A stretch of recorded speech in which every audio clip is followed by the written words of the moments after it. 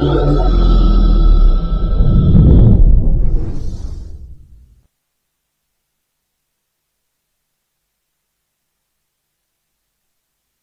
wanu wa Times ndine Brian Banda madzulo wano kukulandirani mprogramu inanso sabata ino ya The Hot Current. Programu imeneyi cholinga chake nkuti tidzilankhula pano momasuka pa nkhani zikulu zimene zikuchitika mdziko muno. It's an editorial program imene timayitana akulu kuti abwere atilankhulire komanso tikambirane bwinobwino. So whether you are in Malawi and around the world, kuna kulikonse kumene muli anzathu kunthalire wairesi imene imawondedwanso kuchikwawa ngakhale kumwanza kulikonse kumene muli, including our friends in Salima, mwatilemekeza kwambiri. Tikufuna ndikuonetsereni andevu zamwayi, tikulandireni andevu zamwayi, tikulandireni soni ochunga takulandira kuli dzina paja mdakana naivomera oho naivomera koma ine nimaona kuti chala madziwa maina ene umakhala kunena kuti ukamakana pamene amachuma amakukamirira koma ine ndalivomera ndi akuyamba panali pofuta awali ndawi ya ndevu zamwayi kwenda vivi amsiska onsewo ndawo koma ya pa passport ndi modzi koma ya msisi yawo kwenda vivi zina simungazipeza pa passport So tikulandireni kulikonse kumene mukutionera madzulo ano. Akutipatsira programu iyi madzulo ano ndi Series Enterprise. Here at Selly's Enterprise, we guarantee that our customers will only get the highest quality products offered at a giveaway price. Stop by our shop now. We have Redmi 14, 256GB storage, Samsung A16, 256GB storage, Samsung A35, 256GB storage, iPhone 16 Pro Max, 256GB storage, Samsung Powerbank, ThinkPad E4 Laptop 8 with 512 SSD, with a variety of office supplies. You may find us in the South Park Building, Area 3 in Lilongwe, Somba in the Selly's Enterprise Building adjacent to Steers. By liking and following the Selly's Enterprise Facebook page, you will also get access to our catalog. Selly's Enterprise, suppliers of stationery and electronics in Malawi.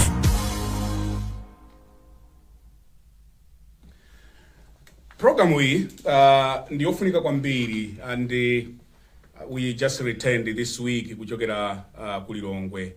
And the response imene timalandira timakumverani and somebody very senior anagamba kuti even nkhani ya running mate inaliso ndi bearing kwambiri ndi program imene tiyambe ndi.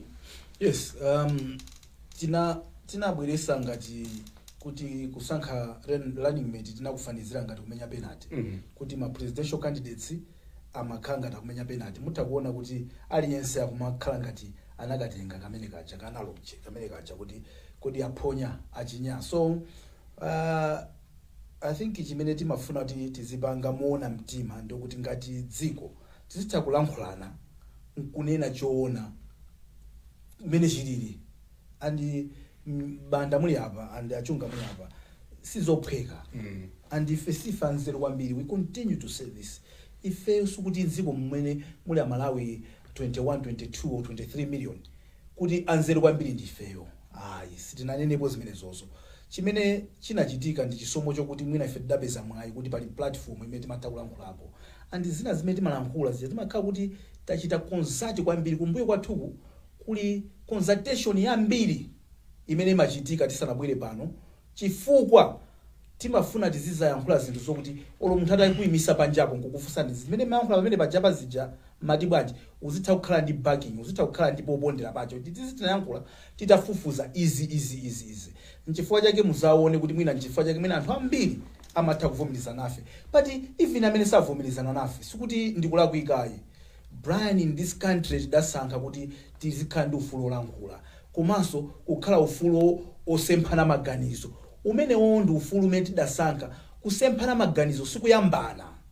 People can differ in opinion koma cholinga chake mukamasiyana zinthu yokuti aliyense akuona ngati njira yake ndiye yabwino yofuna kutukula dziko. Chimene timavomerezana ndi chokuti dziko lathu lilo ofunika tilitukulidwe tilimange ndithu one brick after another. Tizika njwera kumamanga mwina the how part ndimene timangosiyana kodi tizilimanga bwanji. So we differ, we consult kumakhala timalandira even makalata from anonymous people telling us tatifufuzeni nkhani yakuti tatifufuzeni nkhani zakuti and ife sitimangopupuluma ungobweretsa nkhani chifukwa choti yatuluka kunjaku timafuna kuti tifufuze bwinobwino tiyankhule zokhazokha zimene tikukhulupirira kuti izizi ndi zimene zikhoza kuthandiza kumanga dziko so mwina kungochitapo comment pamene tidachitira kulilongwe mmene timakaona kalata amene akufuna ukhala pa president amapereka makalatawo timagwira ntchito imeneyi moona mtima ndipo ngati Amalawi akuvomereza nimene timagwira ntchito ndoti zimatipasa mangolomera kuti tikhoza kupanga bwino. Ndi yamphamvu bwanji program iyi achunga? Program iyi ndi yamphamvu chifukwa umatu ukaona ngakhale manambala amene anthu amaonera program iyi, and it's not just amene akuonera live komanso anthu amene akupanga share after watching. Anthu ena analowa ndithu business yomangodula zimene tayankhula nkuma muzipanizi kumakhala timaklipi mumafora mwawo mmene amati kodi ndayimisa amati chani atinenatu akuti chakuti ena nkumakambirana ndauzidwapo ineyo ndakulakula zipani kuti asinaionere program koma munakamba fundo yakuti tinayikambirana ku chipaniko taona kuti we need to change somehow. So we are playing a role ya watchdog. Chifukwa tu ifeyo ufulu mene tinawo kuno tiziyamika ku times tindi ufulu ma media station ena amafuna atayankhula chilungamo koma kutekera kumene kulibe kutekera kumene tizinena. We can proudly say kuti ife si kampani yonena kuti amatigwira pakhosi kumbuyo kwa boma na isapo mpaka na kutitsekera malowa kutipezera zifukwa, but somehow the spirit of Times Group still rises. And for ifeyo tizaimabe pachonadi chifukwa if there is nobody to stand and speak the things we speak, ndekuti our democracy is meaningless. Ndipo the power of the media will have been lost in the democratization process ya dziko lino. So inani maona the program injamphavu tinene kuboma timayankhula kwambiri chifukwa kumeneko mmakhala kunena kuti muli ndi misonkho ya Malawi. So you are responsible for the resources of this country, and all we are saying is chonde don't forget. So pamafunika nthawi zina munthu wina azikukumbusa ino simulapezekapo kuti munatopa kwambiri mmachita kwauza mwina akazanu kapena wina kumuza kunena kuti chonde undigogodere 5 koloko mfasi nifuna kuchedwa. That's our job.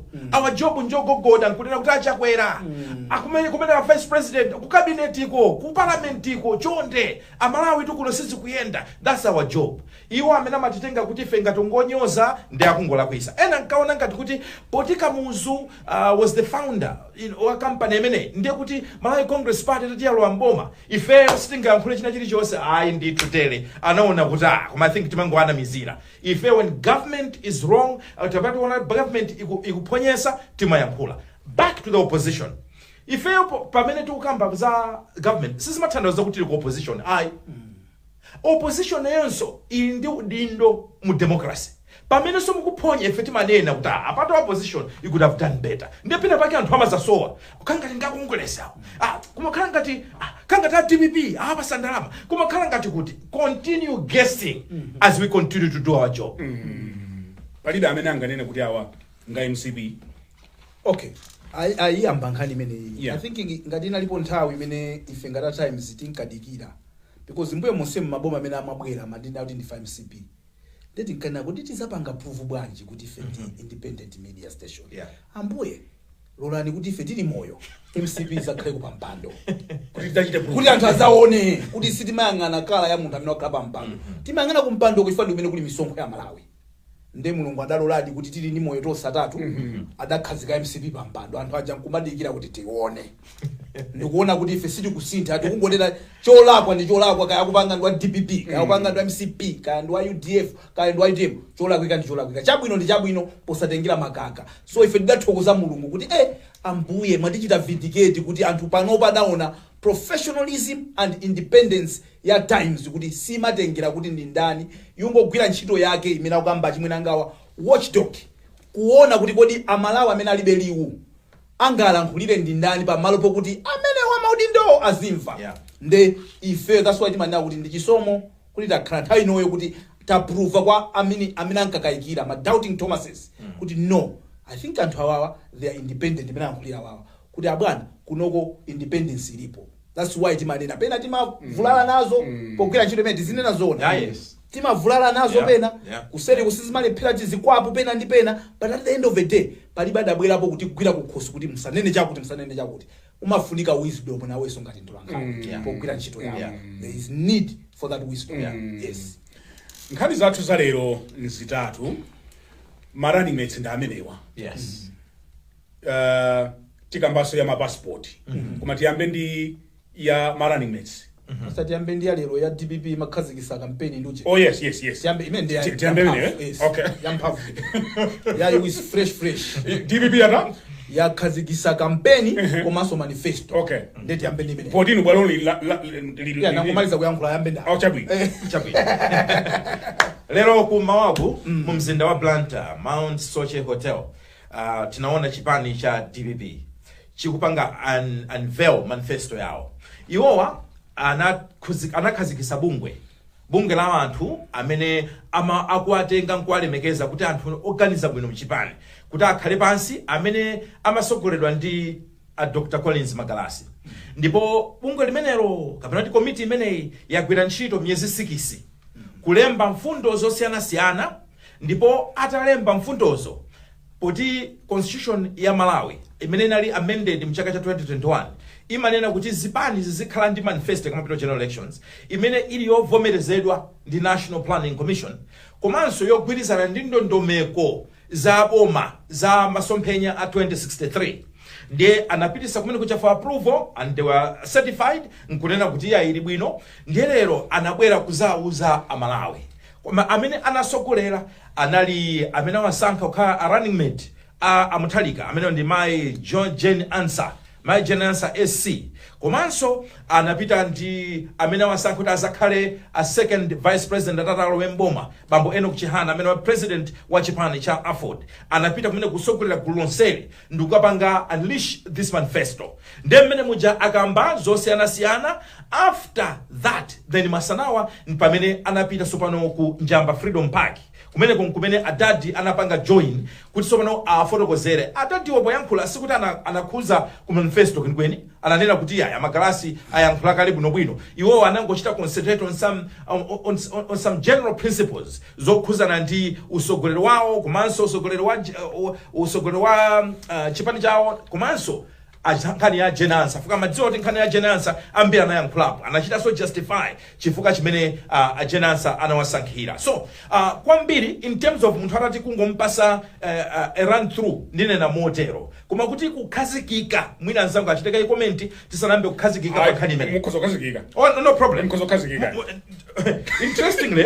Interestingly achipani cha DPP akambamo zinthu zosiyana mu manifesto yawo. Yes. But one of the most prominent things zimene akambamo nkhani yokhuza ndi decentralization kuti kuchepesa mphamvu kulikuluko Capitol Hill ndikulola kuti maboma azikhala paokha autonomous in a sense.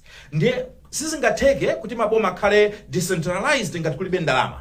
Ndiye wakunena mu kampeni yawo kuti azapereka 5 billion kwacha ku constituency ina iliyonse, not district. Each constituency. Kumbukirane UTM nawo sanainda amount imene akhala akunena akabambe kuti tisapereka. Akunena kuti 5 billion per constituency. Chifukwa tufuna kuti kumene kuzachitika ntchito ndi chitukuko.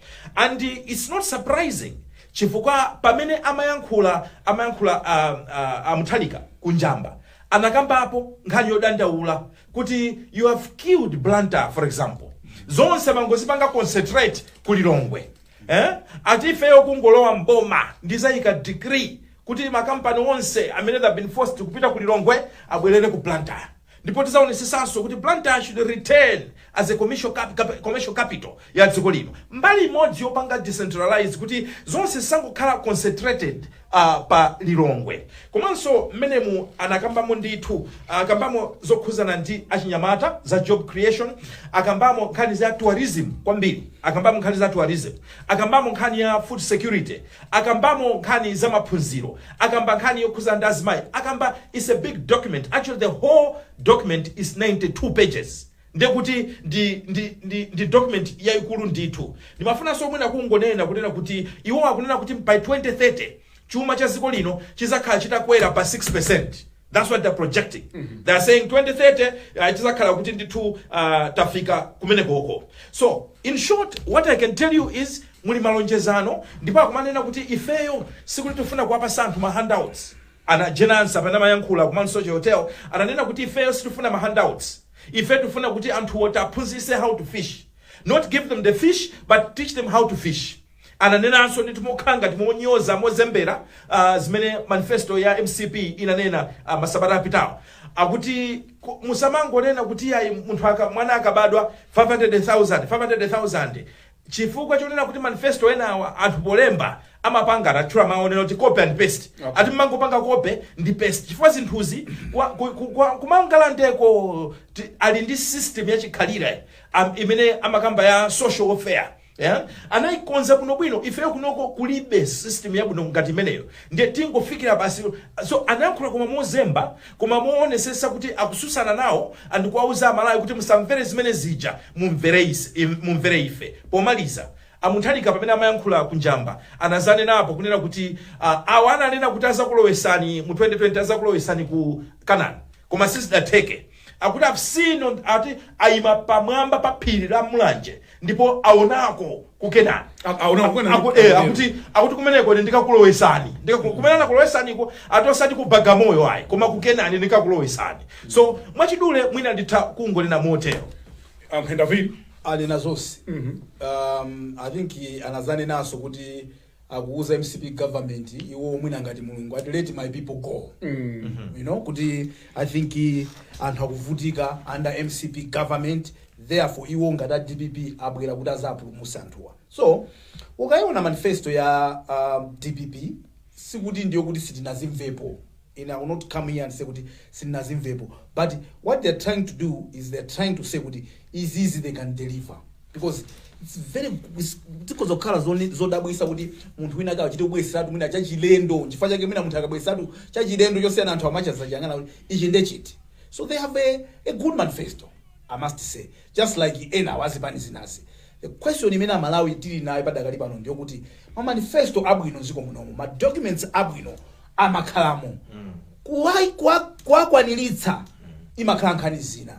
Iwo wakunena kuti mwaone imene adagwirira ntchito from 2014 to 2019 and kuti tiayeze based on what they deliver up to 2020. And he says kuti ndikubwera so kachikena kuti ndizapitirize pamene nasira even imene amalankhula a Jane Ansah. And I must say kuti for the first time ineyo sindinamva Jane Ansah kuyankhula ku misonkhano yawo I think kumene amafuna kukala MP kunchewu ndimaziwa ngati judge komanso interaction yanga kwambiri ndiwo inali pamene anali make chair, you know, that type of interaction. But I'm now seeing Jane Ansah as a politician. And I was like, okay. So ineyo in my own head ndimakhala numabayizika now okay, the metamorphosis changing from that person kuzakhala munthu wandale uyuyu even imene amayankhula zamphamvu pamene paja wajazuse adada yankhule. I was like, okay, fine, makumbukira madando type of woman that she was. Anamasuka sinaone. Anamasuka kumbiri. Anasuka ngama. Anasuka ngama nditu. Naona mawa ujeni. Ujeni kuja kuma so no anasopoza na ndi achihana. Ayeno kichana maziwa kale nthawi zonse. Anachita po comment zone akuti anthu mukunena kuti amuthalika sali bwino. Kodi mufuna zikanyamula myala? Mufuna zikalima munda mwachakwera? So ndi munthu oti yeyo akulu ndi ndambo mozimira moto ndeni mukuti sali bwino mukutanthauza chake.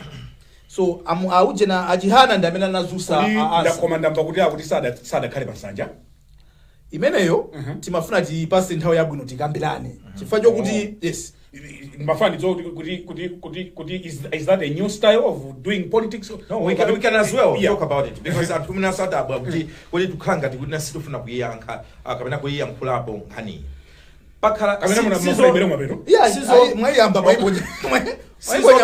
sizobisa ubani ndamsisa muli apa kuti anthu akhala ine sindinaonere so I cannot because I was by the way mangofuna tinene apa chifukwa choti panabwera mafunso ambiri chifukwa chani simupanga cover kunjamba at times momwe timapangira kuno imakhala first come first serve. Serve, yes. Amene afulumira kutiuza kuti mubwere muzagwire ntchito nkutilipira timatenga meja ngati confirmation. Okay. So iyo okhala ngati pempho kwa onse amene afuna titagwira nawo ntchito kuti chonde muzinena nthawi yabwino chifukwa anthu ena mazamba mafunso ngati kuti pali china chake palibe china chake. It's just business. Yeah. We go where we have been booked, where people have paid. So Saturday and Sunday adalipira dala MCP ndi kunabidwa kwa MCP ko. That's why sinali kunjamba. Lero mama tinali ku manifesto totally free. Yeah, koma kuti ngati ufuna nsonkhano wako kuchita mwamsanga. Nkulawa ngonena bagamba. Ayi sikuna. Kuti akuti mtu afuna mbwere Sunday. Chifukwa wina akuzobwera pa chitatu nkulipira. Ndi walipirayo. Ndamene wajanganga. Ande pali panali zolankhula. Anthu ambiri amafunsa kuti ifa chani nanga santhu anazolowera kuti amationa ujeni ngati zimezo. Okay, komanso inu ndine sitingapite kuli konse tu ya. Sitingapite kuli konse. Ndikuti sitingapite konse. Yes, sitingapite konse. Zona dia. So nkhani yokhuzana ndi Arthur Peter Mutharika. Yeah. Yokhuzana ndi his physical fitness zakhazi kukambidwa. It's not a secret. Aliso akhala kukamba.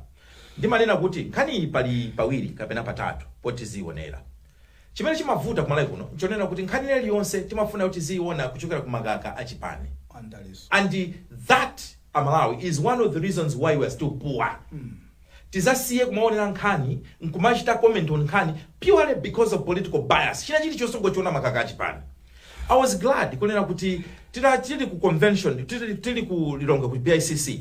Wina wa DPP anabwera ndikunena kuti pa hot current chonde sikuti mukayankhuletu adati tuzo kuti pena pake mphamvu nde zachepadi koma chonde mukabweze moto anazi maya awiri akuti koma chonde mukabweze moto. If what we're trying to say is kuyankhula zokhuza ndi msogoleri kunena kuti mwina ali physically fit or not tizikhala kuti tikuyankhula from a point of objectivity osati kunyoza.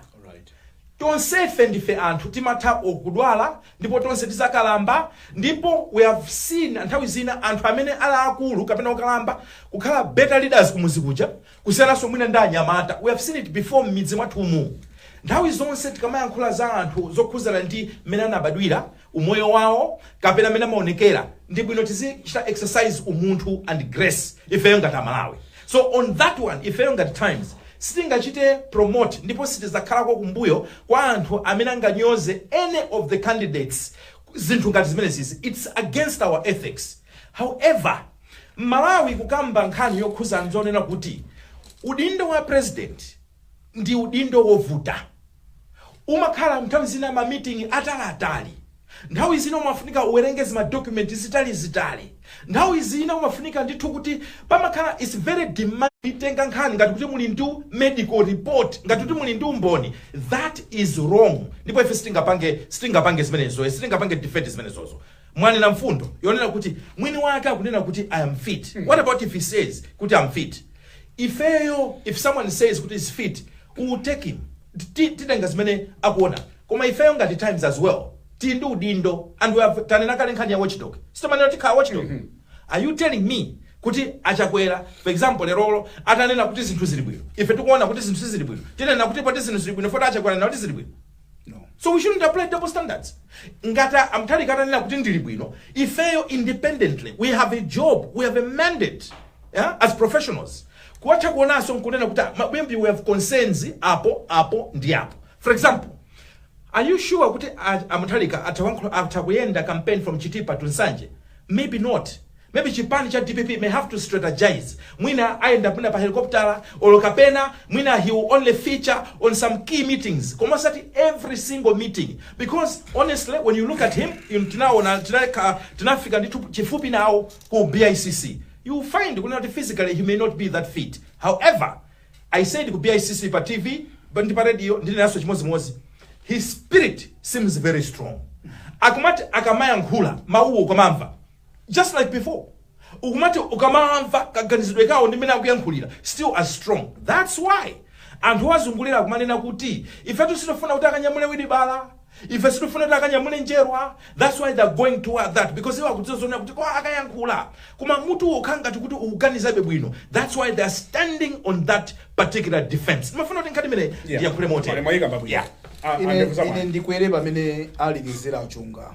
Ine sinafike zaka 50. Ndikuyandikira ku 50. 49 ndikuyankhula ali mafote chakuti ndili mafotemo koma 50 sinafika kuti mese ndizikhala accountable ndizifika saka accountable izikhala kwa anthu ena ife ayi banda muli ndimusokoneza chakuti my point is 47 ndi nyamata wang'ono 47 afote chakuti komano my point is zomwe ndingapanga ndi 20 years sikuti ndingamangopanga pano payi munthu as you are advancing in age pali zina zimene thupi lako limakuyankhula and sikulakwa ayi tonse timapemphera kuti mulungu mundisungire moyo nthawi yayitali kuti ndizaone zizukulu zanga because you understand kuti when you're aging there's some things you cannot do the way you used to do. So imagine when you go beyond 80, we don't expect kuti apita Mutharika azipanga zipiti goliro masama soti kumapanga push-ups. I think that would be asking too much from him. But what is clear, you can see kuti Mutharika aja sikuti is as he was. But zinthu zina zake sakuzipanga with ease. That's why kubwera kubanjamba kuona nsanja ili hapo iwo ndi kukhala mgalimoto. Chief, you cannot ignore that. Why would you come? So it's a security thing. Come, that's what we have. Lero? Wafika kale banjamba bacha. Chinga chitike ndichani.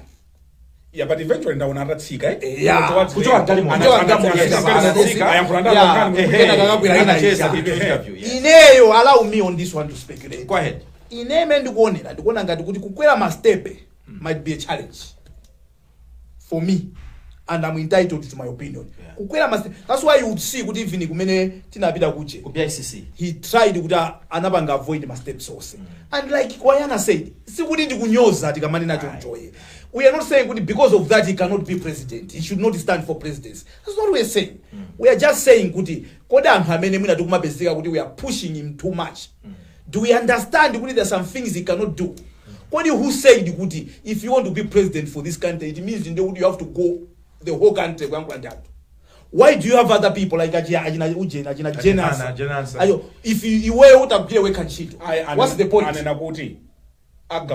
Yes, that's what I was coming. Okay. I'm just agreeing with you. Okay. Because sometimes we place so much expectation on one person. Okay. As if you could even huyo. Atapanda kubwera kusokano ina wake ndekuti no inusima na udife singakhale kuna kuti it's the same way, it's the same principle. So the fact that Mutharika umwina sanga kwele mastep, it does not mean you take away his ability to be president of this country. It's not what you're saying. But you are saying kuti munthu wina aliyense ukakhala kuti zaka zamba konjezera pamakazi ndo zina zake zimene sungazipange mmene unalili every year that goes.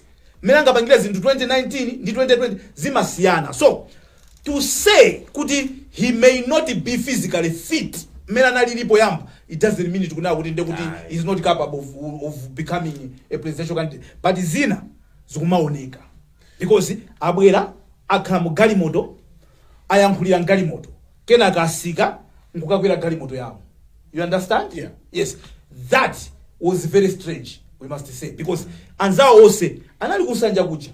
We expected him to come out of his vehicle ukakhala anzao, which is what timaona nthawi zonse. Lero taona zosiyanako. We are just commenting on what we have seen. He said we may not have his medical report, we don't know what are the doctor's recommendation, tikungonena zimene taona with everyone else. I have personally interviewed Peter Mutharika many times, sitting interviews, and the nkhani mene ya his stamina. I've asked him 2 times. Mpaka pena no mafika unokuti abasi no nkhani itaika mbakali. He has told me kuti he's well. Sikulina tukujokera ku Ndirande. You remember that tinaenda kwambiri the whole blunt time. He actually said kunena kuti achirondiretsa ndikanakhala kuti timafuna so tipite kwa manje. Now I'm just saying this kuti mwini wake akunena kuti ine ndili bwino. Ena akunena kuti he may be weak. Tizichite hando bwanji nkhani ziwirizi. Ine ningopanga comment. Mwanipa fusolo? Yeah. Wayana nazama comment. It's in the same way kuti titoke, let's get away from Mutharika tipeleke sanzu mana dia Wayana, and I like his example. Kodi ajakwera ana kuti izi ndachita bwino koma ife ona mwana dia yapule apa mwaponya sitinganene kuti ngakhale ne akakunena kuti achita bwino koma ife tikuona kuti aphonya. It's the same way Mutharika atha kumanya kuti ine ndili bwino pakamwa zimene tikuona physical thupi lawo likhoza kumanena zina. That's why he did not climb kukakhala pa ujeni paja. I don't think kunena choncho ndoti tikuwanena kuti hey chifukwa chani mwapangira zimene we're just saying zimene, and sometimes there are people behind you, Brian, and we should not be blind to the fact that but ukhala anthu ena kumbuyo kwamene akuchita kukankha iye mukapanda kupita zimene kunazo kodi inu do you expect munthu kuti ayende pena paliponse? Mutanena kuti ife ngati DPP we've decided kuti Peter Mutharika atuluka kanka folokoka. Who is going to blame you for that? But akatuluka akunena chani and why mwapangira environment yotani yokuti azikhala comfortable? Because the one has to be comfortable in the environment that is kuti ayankhule. Mina manene awa listening to his voice anaima apo pa ujeni paja the whole 20 minutes that he spoke, he was standing up. That's why ndimakuuzani kuti ineyo mmene ndawerengera and sindikuna kuti ndini medical report yawo mmene ndawerengera ndikuona ngati kuti kuponya miyendo chonchi might be a challenge. That's why kujaku adazungulira sadakwere mastepe apapaso sadasike pepa kuti akwere kakwera pansanja paja ndi nkhani ina. That's why he was safe sitting in his car because he got down and entered into another car. Mwinaso china chimene tinganene chonena kuti be true to yourself. Iwo ngati aona kapena anthu amene azungulira kapena kani madokotala kandani amene amathandizira aona kuti pa mastepa awo kuti awo akakwere mina sizingakhale zabwino kuli mwina asakwere. Yes. It's safe. Chifukwa anthu fesa mayiwale ndalezi zimachita kubwera. Mutharika ni munthu. And ngati pali challenge ina iliyonse we accept on safety makhala ni ma challenges osiyana. What I'm trying to say is asakakamiza Mutharika to do things that he cannot do. He should not climb mastepo for the sake of political clout kapena kuti political mileage. Chikoka alinacho alibe. Chikoka alinacho. And I'll tell you why. And what DPP, DPP amende macheza nao. One of them namfusapo. Why have you opted kuti Mutharika atachita retire? You should not forget that. He came to a point where anaoneka ngati azitaya and in time ene anthu ena ankaonesa chibi kuti akhale president wa chipani chicha. Achina Nakumwa, achina Msaka, ndiye na otero. Ananduza unena kuti, you know what? Timati tikakhala kuona gulu lonselo limene lili kumeneko. Munthu amene amalawi angathe kumulemekeza nkumuvotera kwathuko timaona kuti dzina ndila Mutharika. And that's why they pleaded with him to come back. And even iwo amachita kunena kuti inetu sinimafuna kuti I should come back. Koma ntaona za mavuto amene alipo. You know, I've come to save Malawi. Akhala kunena choncho. Kuti let's be careful. So for me, I will tell you kunena kuti in terms of a brand, he is a popular brand. Yes. And a couple of times you asked Mutharika before, are you running for office? Yes or no? Yes or no? At that time he was still not decided. And ankanena kuti he was consulting because mena nenera chunga and hamakhulupirira kuti the only person who can challenge Achakwera seriously ngona kuti Achakwera so akumana ndi munthu wina wakamena koza he's gonna give him a good run for the presidency ndoti mwina nda Mutharika. We understand that. So that's why you would see kuti those people akuziwa kuti munthu amene angapikisane understand kokufunsani funso lomweko. Yes. Kuti inuyo mukuona kuti Mutharika is popular kapena no, you panopa pachilungamo pake andine ndakhala ndikunena chifake anthu amakuya nani ndimanena kuti kunena mona mtima mpikisano wa chisankho chimene chikubwerachi ukhala pakati pa MCP ndi DPP. Sindikanena choncho ndoti ndikunyoza kuti UDM sichipani cha mphamvu kapena PP sichipani cha mphamvu UDF sichipani cha mphamvu. That's not what I'm saying. Koma pera pake anthu a Mulungu tiziti tikakhala tiziuzana kuzoona obanda enawa aka ndi nzanga wina amasatira chipani cha UTM kwambiri. Dana ndimbira phone last week. Akuti ndikufuna nambala ya Wanda Msisa koma musandipase pano. Musandipase pa 17 September kwa UTM. Kuti kabambe akamasati akusogola ndifuna ndizayimbire ndikwa kungwapa samoni kwa uza kunena kuti achimwene izizi ama iwala UTM kwambiri. Akutero from ngweso najua kumbutsiranso.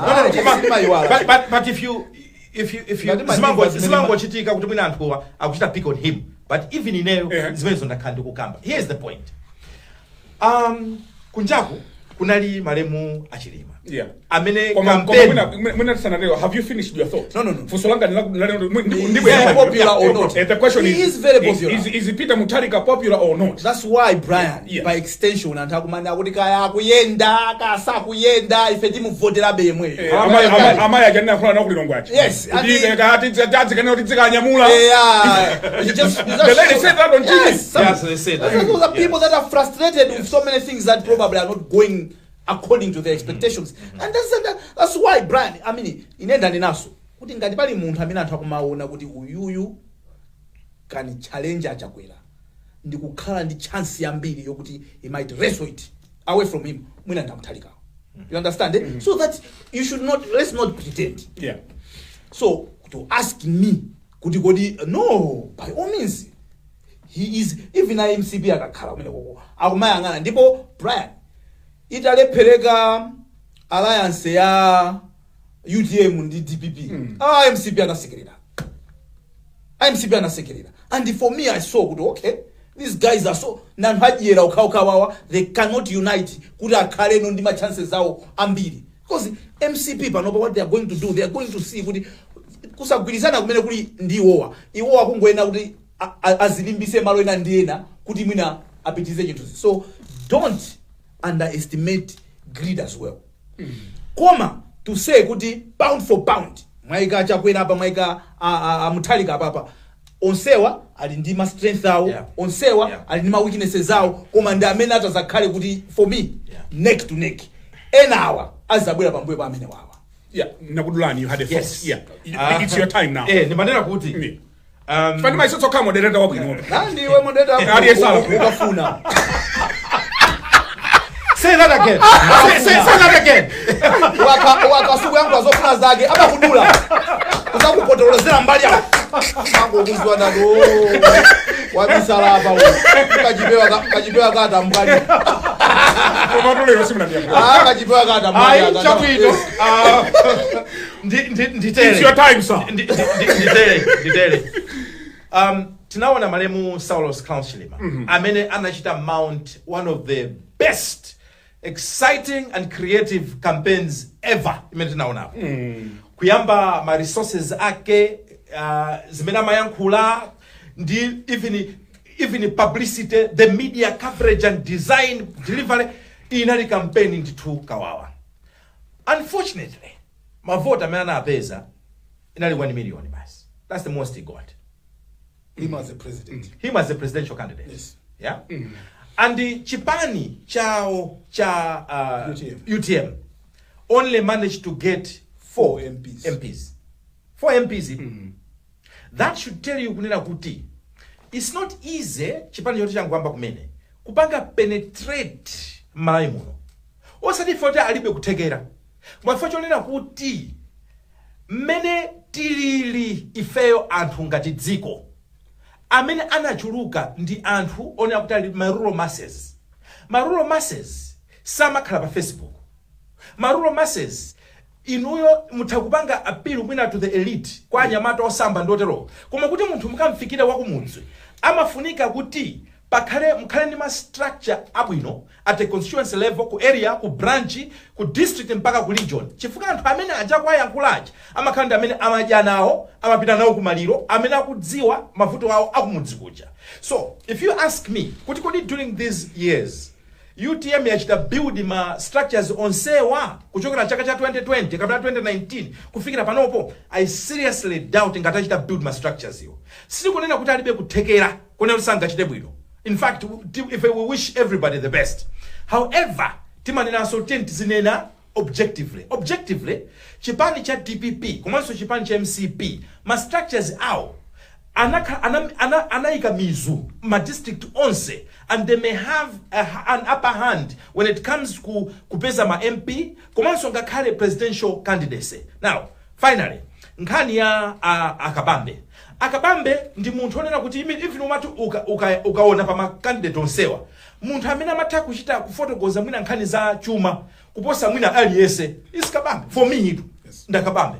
I don't think there is another candidate who is explaining the economy as well as Akabambe. Koma, it's not just about explaining the economy. Ngani ndonena kuti kodi ali ndi chikoka ngakhale so munthu wakunthalire ngakhale so munthu wakunsanje lalanje ngakhale munthu wakunchisi ngakhale so munthu wakuthyolo. So muona kunena kuti he has a lot of work to do. Iwo ngati munthu to brand himself kuzafika pamene anali achilima kapena even kupita komanso chipanicho kuti ma structures ake athe kuthandizira. Mwina mawawa ndisayiwale. Anthu ena ayo tiye mtacheza nawo nthawi ina ananena kuti ifeyo mu 2019 tinachita concentrate kumchita campaign president. Sitinalowe kwambiri kuchita promote nkhani ya ma constituency ndi kupeza ma MP. And that's why tinangopeza ma MP 4. Akuti ulendo uno they will try to do things different. I wish them all the best. Chabwino. Ti lowere kunkhani nthawi kuthamanga kwambiri, tilibe nthawi yokwanira. Wamwetsa kuti ife tikati kumwetsa ndiye kuti kugoletsa. Titimvetsetsana pamene. Waponya ndani mchipeta ichi cha running mates. Mwamsanga just ningomaliza pasi na yankho achunga sana yankho. Mukakumbukira history yathu ya azisankho abingwa mtalika mali mpingwa mtalika atayima ndi chipani chawo sizidatheke. Pamene a chair abakili muzana atenga nkuzayima under the UTF. Yes. The story was different. Sometimes olota kha kuti ndi mtsogoleri wabwino koma the institution that is backing you, it's very important. Some institutions are small. My institutions and it's a straight win. Ena ke kungobwera kuima kumbuyo kwako kuti ndi amene ima class straight win. So zimezo samayiwale. Back to my running mate. Amene wamwetsa kwa ineyo mwina pa akulu 5. Because yena anandilembera mpano mandi opyeza kuti nyoza chanchani kuti ife ni matemba sini manyoza ayi Inafika mpaka mene ndikutilembera ni court ujeni. So I told them would proceed chief because but timabona nazo some opinion chief and I ndiye kuli kuno khala ngofunsa chonchi and I said you can proceed so kuli kuno khala ngofunsa chonchi chief what's the brand pandu 22 amene ali ndi kulingalira kufuna kukhala president. They ranging from number 1 to 22. Winners are number 22 in terms of votes. So Olomukwiye might not be today, but tomorrow, bazakhala winner number 22. Zitenge nizamwe kuti tukuzani kukadalima sana kuti muone kuti mukhoza kugwira pati ndi pati. And siri kudana nanu ine ndilibe munthu amene ndikumukondera ayi. Because they are 22 Malawians that are going to make a decision. 7.2 Malawians. Yes, sorry, yes. Chifaja mavoti if all the way to vote. Now, my running mates, an interesting story made my friend in Brian in the MCP Razras Chakwera ndi Avitumbiko Mumba. You remember kuti munali mu holo momwe chamu mene Avitumbiko Mumba ankapezeka kuti alephera kukhala wachiwiri first uje vice president wachani wa MCP. Anthu memu jamo Avitumbiko mfuna uchita ulira mene amakhazulirana ukauka MCP. Ne wamona pena zimene amapanga mulungu. Mu holo lomwelo limene anthu ankanyoza Avitumbiko Mumba lero li anthu aja akunyamula mafailo Avitumbiko Mumba ngati bwana mulungu zima mapanga life momuja atu muholo momuja chifukwa chake Bible limanena kuti he prepares a table in the presence of our enemies. Sikuti mulungu akamadalitsa adani athu sadzu akhala atatseka maso ayamaona in the presence nde amaja timawerenga ngati Bible panombazi kuchitika in our lifetime where we saw in the same home Mumba being humiliated ena kuseka mwachipongwe mene nakhalira about imene jajifa sina yamasewera convention imene lero muholo momuja achakwera sana malize ndikuchula zina la lomwelo kuti my running mate Dr. Razvaska my running mate is Vitumbiko sada chweni sani mwemwe sada malize anthu one kuti ena ameba jazinali zili kuzikupwete kabe kwa bwana alamula bwana Avitumbiko tatenga masailini tupa lero akumati omalizira kufika pangati president Chakwera palibe ndakuna kunchisi amumba achimwendo andani akayakula amalondera kaya ndani ose kudikira temu yatembenuka bwana uja adali pa akali aladzana nali pombuyo uja adalephera kukhala first vice president. That's how nchifukwa chake ndi manena mulungu ndopsa chifukwa chake ndi manena kuti tikhala bwino ndi wanthu mulungu adatibisira mawa kwambiri ndiko yonjo ababa ndemwauka no ndiye ndinazona kodi ndino mukauka kuti makuza apa ndemwauka makuza bwasa makuza mulungu anatibisira mulungu mawa anatibisira mawa tizikhala bwino ndi munthu lero amene akuoneka ngati Ezoona. munthu wopanda ntchito mawa amene akuzozakhala pa chipata pokuti feyo toyenda the same hole amumba adachoka chonyowa kuchoka chozemba mwa adachoka chonyowa amumba the same hole Yes. ndiye mulungu anene kuti ndikubwerezeranso ku BRCC komwe kumene ukachoka ndi masayirini mwene uchako mwaona zabaga ndi mene zimakhalira. Please. And also maybe so pali phunziro lina Yes. kuti titengepo mukati muone zipani zonsezi maka zimene timazitchula kuti zikulu zoleroza zidali ndi ma-convention ma-convention imo anasankha first vice president second vice president ena mpaka na president wachitatu kuchita represent ma region ena mpaka na 4 wacha yeah koma none of the presidents wasankhapo running mate among those 4 or those 3 then mazifusa kuti what is this telling us kapena kuti zipanizi ziunikireso ma convention for convention kujatu kumakhaso ngati malonda amayenda kumene kuja kumachitikaso zambiri za chinyengo and maybe anthu ena amene amapezeka kuti avoteredwa they may not necessarily be anthu amene watenga usogoleri amaona kuti iya awanga khale chipani cha afuna they may not be the best kuti andipange partner yeah so mwina zipanizi ziunikirenso kunena kuti apapa zinthu tumayendesa bwanji ku BRCC yes tina anena kuti achakwera atenge munthu amene awabweretsere mavoti exactly ndipo inu muda anena kuti mpikisano udali pakati pa anyahara ndi vitombiko mumba Yes. ndene nanena kuti mwa awiriwa mukazalanga abweretsere voti inonseni mudaithawa sitiyankhula yeah yes yeah koma in terms of ndimakumbukira hot quarantine akumbuyo ku Yeah. tinazanena pano kunena kuti mukapita chigawo cha kumpoto Yeah. anthu amene akuoneka kuti akusokolera MCP munthu amene ali ndi chikoka more than others ndi avitumbiko mumba koma Catherine Gotanhara ndi munthu wakhala nthawi yayitali mchipanicho kusiyanisa ndi amumba komanso ndi munthu amene mchipanipo generally amampanga accept as their own koma awa amumba amaona ngati is disruptive munthu woti wangobwera from nowhere now chipani cha Malawi Congress yasiyana ndi zipani zinazi chipani chone very traditional party now very traditional mavufu so ma traditional parties muzaona kuti munthu ma new entrants amavutika even achakwera kuti atenge udindo umene uja 2013 kulera si padavuta so anthu sankaona UMCP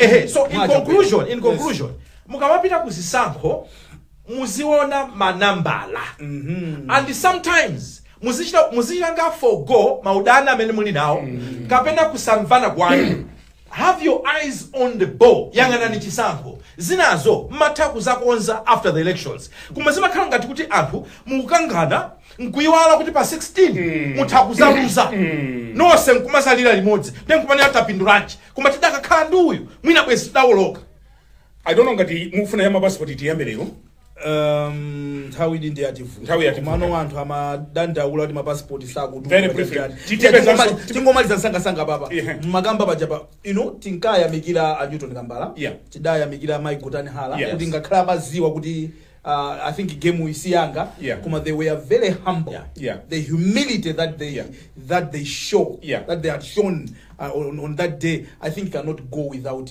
commenting kumene kunde kukhala if you ask me Yes. the biggest winners yes amene atiphunzitsa chikhalidwe yes ndi akambala ndipo ine ndawayimbira kuti kutoko because I was so convinced kuti ndi akambala yes osa awadadi dusa maona akadusa apa popanda wala bada kuti I was so convinced ndikaona matractor awiri Yes. ndikanena kuti ndi akambala Yes. komano anandikuza kunena kuti even mmene timanyamuka ndikudziwa kunena kuti timafuna tikusewereni kumene Yes. anyahara Yes. ndikukhubiranso kuti amadziwa inde mada kula memu jakumaweva chonje she was do told that akuluakulu tiphunzire Yes. kuti kudzichepetsa kwabwino muyimaliza bwanji nkhani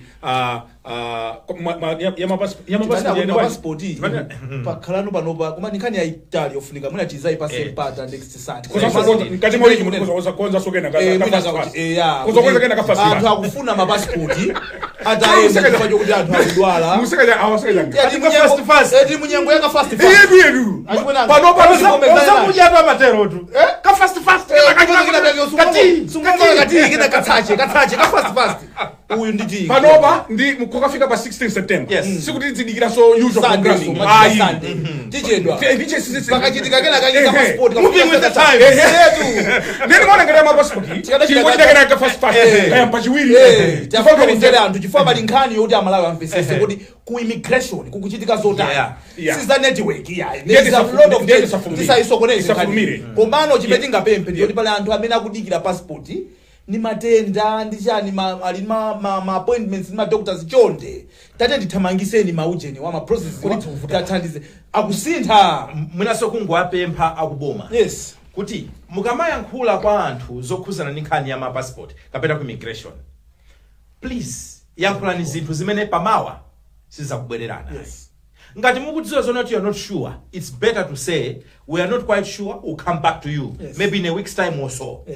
Koma zoma ti muyankhula izi ndikumana tamba kuprinta ife nkupita nkapeza simu kuprinta nkulakwisa komanso anthu akumene kuja ku immigration ni ma technocrats tendasiye give them the space agwire ntchito ngati anthu oti anaphunzira anazama pa ntchito yawo pasamakhale political interference zimene zimaononga ziko itikamba nkhani njaikulu ngango ikamba chonchi ibwera ngati masala muyimaliza bwanji nkhani ya lero nkhani ya lero tiyambe ndi uku ningoyambiratu ndi ya running mate ya running mate andi kuthekera kobweresa mavoti kapena kuthamangisa mavoti anthu amatha kutawa kuti na uyu ine ayi taonapo anthu akuyankhula after that day. So tione nkhani yonena kuti let's learn kuti President Paeka can only get votes to a certain extent. Kwinaku amafunika kuti ena amuthandize ino amene mwasankhidwa kama running mate sikuti ndinu anthu zidole zosangalatsa anthu kapena zongokongolesa campaign.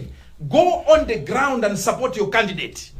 Chifukwa inu ya president in standing in waiting, vice president in waiting. MCP itaima yokha zidavuta, UTM itaima yokha zidavuta, atapezana achakwera ndi malemu chilima kupanga. Can you say that again?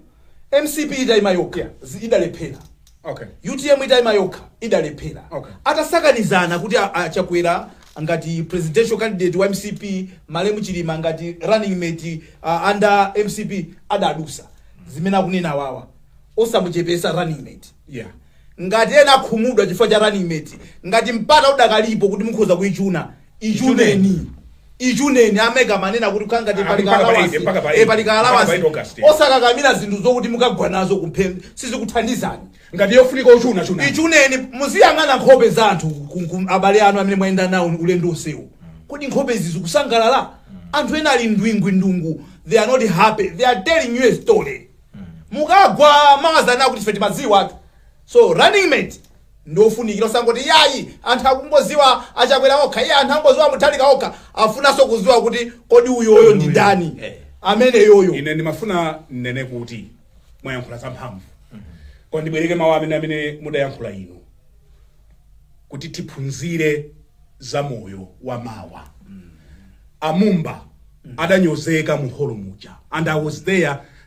Ndipo ndimafuna nene kuti akaza Amumba tapatse solemu adanyozeka anthu aja akadakhala wena akadathawa abambo aja manyazi ndikusanzona ali pazimayina unduna kungotha unduna kuthawa basizimayi cheka koma amayi aja kulikonse mumanyazi momwemo in the valley ya manyaziyo sadataye amuna awo aja lero ali mukidzi.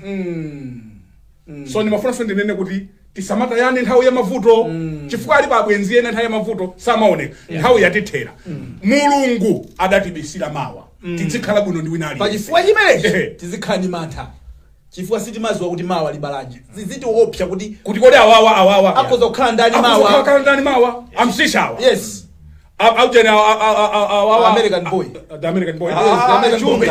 ndikuti ati mungu atafuna kwathandiza akathandizira kwa America ino ndine namene atithandizire mungu kucheka silimboni vale ndikufuna ndifuna ndikuyamike kwambiri. tatapesana pamene Kwambiri. mulungu anatipisira mawa tizikhala ni ndezoma nyozana We need to be Aya humble. bwana. We need to be Chifukwa humble. osakepusa chimchengero cha Mulungu. anytime Yeah. Mulungu atautembenuza Zimatha kutembenuka. twani mamwadisi Yeah. anytime twinkling Yeah. of an eye Yeah. mumba Good. was chifukwa mumbatu anthu anamukhazika Basi. amene kuti kathana naye Amamu- oyempisa Olo constituency. Yes, amamukhiywa constituency. Or convention. Wanomuona kana zikulembedwa For kuti him ayi to compete to convention. Mukukira. Panali drama. Muona- Drama total. adathana naye Yes. amene kuti tathana naye Eh. oyempisa ine olowa kumene sayimira Siziteka. koma mulungu adata konza in the kale twinkling of an eye Yeah. mulungu akhoza kutithandiza olo inuyo tiwampula pano Yes. mulungu akhoza kukuthandizani nthawi imodzi pofika mawa kuti Rally amsisaja Eh, zaibabati. olo ine kumene Yes. kubwera inuyo basi kumatsasayinitsa mapepala kwayi imakupetengani kamasaina ine awa ndafuna udindo wangano awa tikatero zani chisanzo Tamaliza. Ili musisaini sana. Ile ndikumaliza program ambayo. Hot current theater. Ine Brian Banda malomwa ife tonse kuno ku Times headquarters ku Blantyre wishing you the very best amandizembelera muntu yawe wishing you the tatuteka inomagira ndemama kali ndiyanga wishing you the very best of the night and goodbye.